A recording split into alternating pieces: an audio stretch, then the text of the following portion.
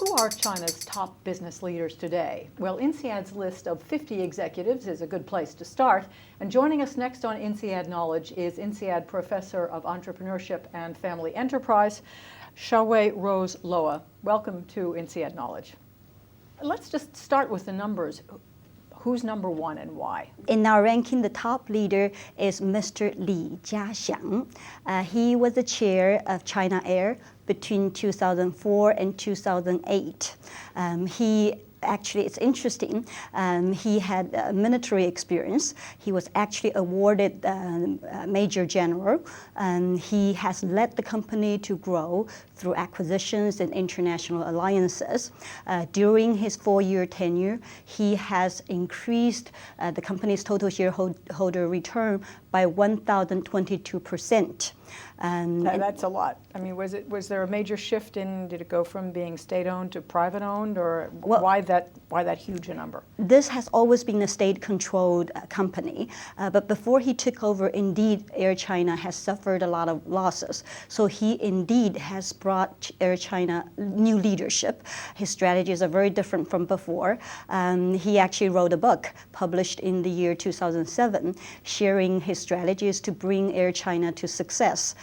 He is actually very well known for saying, I'd rather give shareholders down-to-earth performance rather than pleasant surprises. What kind of overall observations then can you make about some of the top performers in China? The commonly held belief is either the state-controlled companies do better or the private-owned companies do better. But we actually found neither to be true. Now, on the one side of the debate, some people believe state-controlled enterprises have better access to resources. Also, there's policy preference. On the other side of the debate, people say private-owned companies, meaning in this context, non-state-controlled companies, are freer from the government control, and they're also more market-oriented. But in our very rigorous analysis, we actually do not see state control, ownership control, making the difference. In other words, good long-term performance can be achieved in both state-controlled and non-state-controlled companies. What does this ranking, this research, tell you about the state of business in China or the business climate in China? We hear a lot about state capitalism, which always seems to be an oxymoron to me. What picture are you getting? I guess the ranking, first of all, can debunk some myth that a lot of people held about Chinese firms. For example, I have already mentioned state control does not explain good performance. Doesn't mean state-controlled firms cannot do well. Doesn't mean private, non-state-controlled firms can do better. We don't find it matter that much, actually. So I guess the first thing we learned from the ranking is we need to look at the fact rather than believing, just take in some myth.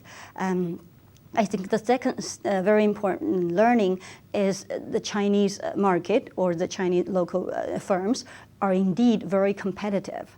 One example of the competition is that we find it's very hard for good companies to stay top for a long time.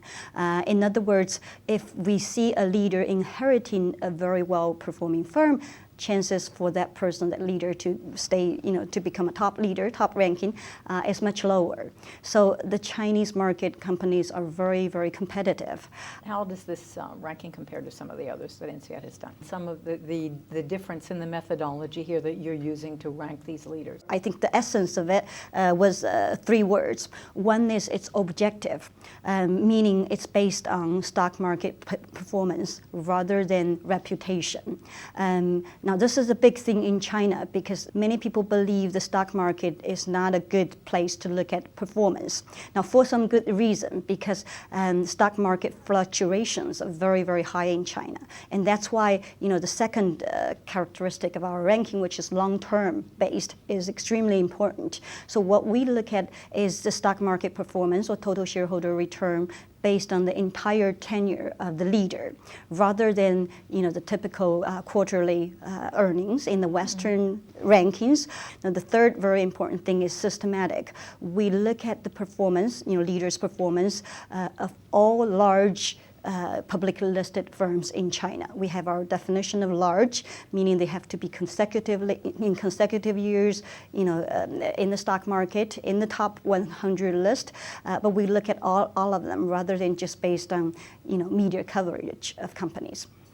Thank you very much, Rose, for being with us on INSEAD Knowledge. My pleasure.